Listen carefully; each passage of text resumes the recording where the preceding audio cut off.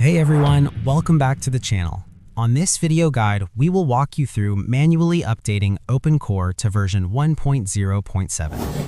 Since OpenCore auxiliary tools currently on the recent release version 1.0.6, we will manually inject the 1.0.7 database to ensure your Hackintosh stays up to date.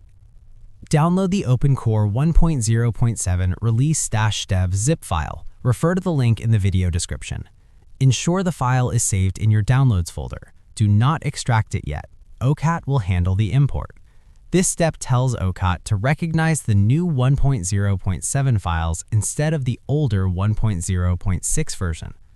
Launch OpenCore auxiliary tools. In the top menu bar, click Edit and select OC Dev. A new window will appear. Click the Update button at the top. On the bottom left of that window, click Import. Navigate to your Downloads folder and select the OpenCore 1.0.7 zip file. A pop-up will confirm database successfully updated to version 1.0.7. Click OK and close the dev window. Now that OCAT knows about 1.0.7, we need to apply those updates to your actual system files. Click the Mount EFI icon, usually looks like a hard drive or disk. Select the partition where your EFI resides. Click Mount and open config.plist.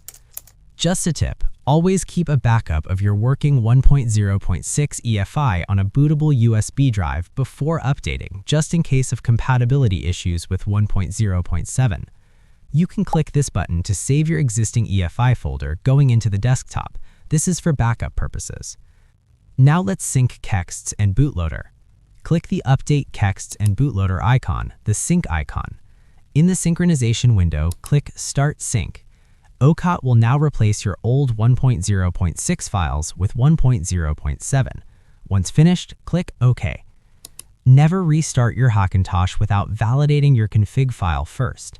Click the Save icon, the floppy disk, to commit the 1.0.7 changes. Click the OC Validate icon, the check mark. Check the output. If it says No issues found, you are good to go. If errors appear, OCAT will list the specific keys that need to fix to match the 1.0.7 specifications. Save one last time after validation. Then you can reboot your Hackintosh.